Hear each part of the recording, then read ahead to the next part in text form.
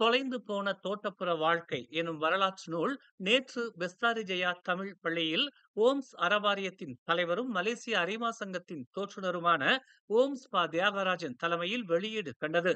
மலேசிய கல்வி அமைச்சின் தொக்கோ குரு விருது பெற்ற மூத்த ஆசிரியரும் முன்னாள் தலைமை ஆசிரியருமான முனியாண்டி சுப்பிரமணியத்தின் முயற்சியில் இந்நூல் இயற்றப்பட்டுள்ளது. இந்த நூல் வெளியீட்டில் முன்னாள் துணை அமைச்சர் தான்ஸ்ரீ க குமரன், மலாயா பல்கலைக்கழக இந்திய ஆய்வியல் துறையின் முன்னாள் தலைவர் முனைவர் கோ சிவபாலன், தேசிய தோட்ட தொழிலாளர் சங்கத்தின் பொதுச் செயலாளர் டத்தோஜி சங்கரன், ஸ்லாங்கூர் மாநில முன்னாள் தமிழ் பள்ளி அமைப்பாளர் க முருகன், மலேசிய இந்து சங்கத்தின் தலைவர் ஸ்ரீ காசி தங்க கணேசன் ஆகியோர் சிறப்பு வருகை புரிந்து தொலைந்து போன தோட்டப்புற வாழ்க்கை எனும் வரலாற்று நூலை வெளியிட்டனர். மலேசிய இந்தியர்களின் தோட்டப்புற வாழ்க்கை வரலாற்றை பற்றி பலரும் நூல்கள் எழுதினாலும் பால்மரம் வெட்டும் தொழிலாளியாக இருந்து தமிழ் பள்ளி தலைமை ஆசிரியராக உயர்ந்திருக்கும் மூத்த ஆசிரியரான முனியாண்டி போன்றவர்கள் எழுதியிருக்கும் இம்மாதிரியான வரலாற்று நூல் அனுபவம் நிறைந்ததாக உள்ளது என்று நூலாசிரியர் அறிமுக உரையில் ஸ்லாங்கூர் மாநில தமிழ் பள்ளி முன்னாள் அமைப்பாளர் க முருகன் தெரிவித்தார். மலேசியாவின் வரலாற்றை யாராலும் மாற்ற முடியாது, ஆனால் அந்த வரலாறுகள் பதிவு செய்யப்பட வேண்டும் என்று முன்னாள் துணை அமைச்சர் தான்ஸ்ரீ க குமரன் வலியுறுத்தினார். இம்மாதிரியான வரலாற்று நூல்களை இன்றைய இளம் தலைமுறையினர் வாங்கி படித்து பயன்பெற வேண்டும். நமது தோட்டப்புற வாழ்வியலை இன்றைய தலைமுறைக்கு காண்பிக்க முடியாத அளவிற்கு இப்போதைய நாகரீக வாழ்வியல் அமைந்திருந்தாலும் மண் வாசம் அறியாமல் நம் வரலாறு புரியாது என தான்ஸ்ரீ க குமரன் தெரிவித்தார்.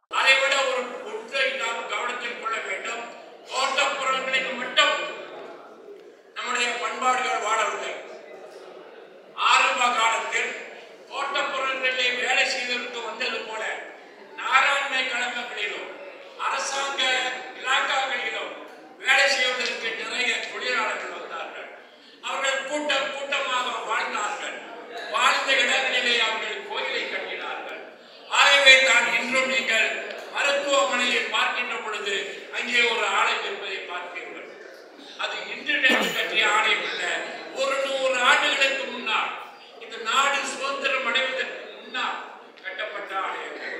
இவ்வாறு தோட்டத்துக்கு வருகின்ற பொழுது காவல் தெய்வமாக மாரியம்மனையும் முனியாண்டியும் வைத்து காவல் தெய்வமாக வணங்கினார்களோ அதே போன்று நோயாளிகளை மருத்துவமனையில் சேர்த்துவிட்டு அங்கே ஒரு மாரியம்மனுக்கும் முனியாண்டிக்கும் தான் ஆலயத்தை வைத்து அவரிடம் பொறுப்படை விட்டுவிட்டு சென்றபடி ஒரு உயர்ந்த பண்பாடு கொண்ட சமுதாயமாக நாம் வாழ்ந்தோம். ஈனமான உணர்வுகளை கொண்ட இந்திய சமூகம் நாட்டுப்பற்றுடனும் இருக்க வேண்டும் என்று ஓம்ஸ் அறவாரியத்தின் தலைவரும் மலேசிய அறிவா சங்கத்தின் தோற்றுநருமான ஓம்ஸ் பா தியாகராஜன் வலியுறுத்தினார். மலேசியாவில் இந்தியர்களுக்கு எதிராகவும் இந்தியர்களுக்கு நாட்டுப்பற்று என்பதே கிடையாது எனும்படியாகவும் சில கோமாளிகள் பொதுவில் கருத்துக்களை அள்ளி தெளித்து வருகின்றனர். தோட்ட தொழிலாளியாக இருந்து நம் இந்தியர்கள் பாடுபட்டு உழுது இப்போது வளமான மலேசியாவாக இந்த நாடு காட்சியளிக்கிறது. இந்த நாட்டின் வளர்ச்சிக்காக இந்த மண்ணில் உரமாக நம் இந்தியர்கள் தேய்ந்து போன வரலாற்றை இந்த தொலைந்து போன தோட்டப்புற வாழ்க்கை எனும் நூல் எடுத்துரைக்கிறது.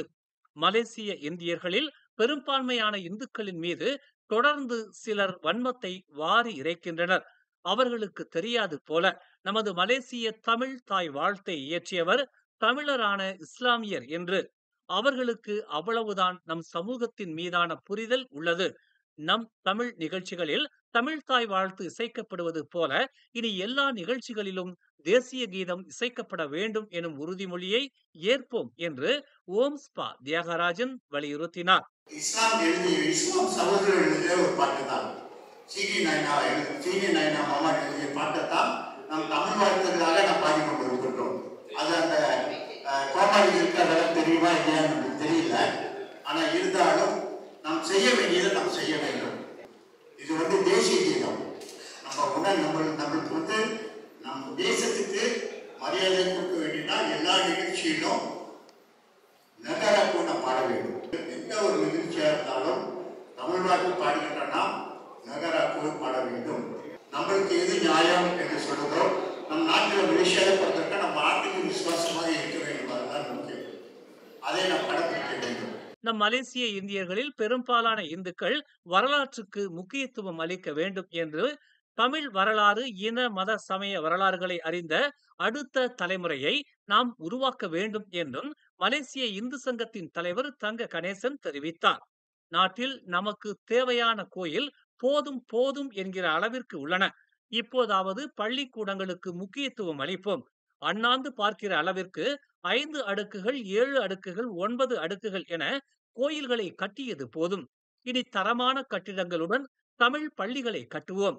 இந்து கோயில்கள் காக்கப்பட வேண்டும் என்பதில் எந்த ஒரு மாற்று கருத்தும் இல்லை என்றும், ஆனால் இப்போது இந்த சமூகத்திற்கு தேவையானது நல்ல வளமான சூழல் நிறைந்த பள்ளிக்கூடங்கள் என்பதால் தமிழ் பள்ளிக்கூடங்களின் மேம்பாட்டுக்கு கோயில்களை விடவும் அதிக முக்கியத்துவம் அளிக்க வேண்டும் என்று மலேசிய இந்து சங்கத்தின் தேசிய தலைவர் ஸ்ரீ காசி தங்க கணேசன் மேடையிலேயே முழங்கினார். ஆனா சமுதாயத்தில் இன்னைக்கு நடக்கின்ற இந்த போன்ற நிகழ்ச்சியை பத்தி யாராவது பேசியிருக்கிறோமா? எத்தனை பேர் பேசியிருக்கின்றோம்? இத்தனை பேர் உட்கார்ந்து இருக்கிறோமே, யாராவது உங்க முகநூலியோ அகப்பக்கத்திலே இந்த செய்திகளை போடுறோமா? செய்ய மாட்டோம். நல்ல காரியத்தை நாம் எப்பவுமே செய்ய மாட்டோம். மற்றவங்க யாராவது தவறா பேசிட்டாங்கன்னா அதை மட்டும் எடுத்து எடுத்து போட்டுட்டு உட்காந்துருப்போம். அதில் நாங்கள் ரொம்ப அடி வாங்குறோம். அதனால நான் சொல்றேன், எதை கேட்டாலும் மலேசிய இந்து சங்கம் என்ன செஞ்சுதான் கேட்பாங்க. நாட்டில் 800 இயக்கம் இருக்கு. ஆனா அடிப்படை அடி வாங்குற இயக்கம் மலேசிய இந்து சங்கம் தான். உங்க பிள்ளைகளுக்கு உணர்த்தணுங்க. நீங்க சொல்லி கொடுக்கணும் உங்க பிள்ளைகளுக்கு. ஏன்னா அதெல்லாம் செய்ய மாட்டேன்றோம். நாம குடும்பத்தோட உட்காந்து உணவு கூட உண்ண மாட்டேன்றோம். ஆலயங்கள் பெருசு பெருசா எழுப்புறோம், பெருசு பெருசா எழுப்பிக்கிட்டே இருக்கோம். பள்ளிக்கூடங்கள் செத்து கொண்டே போகுது. அடியன் வந்த போது ஐயா பாண்டியன் அவர்கள் சொன்னாங்க, இந்த பள்ளிக்கூடத்தின் விவரத்துங்களை கேட்கின்ற பொழுது மனசு வலிக்குது. நாம நினைச்சா ஆலயத்தை சிறுசாக்கிட்டு பள்ளிக்கூடங்களை பெருசாக்கணுங்க. என்னைக்கு பள்ளிக்கூடங்கள் உயர்ந்து நிற்கிதோ கண்டிப்பா நம்முடைய சமூகம் உயர்ந்து நிற்கும். ஆலயம் உயர்ந்து நிற்பதனால எதுவும் மாற்றம் காட்ட முடியாது.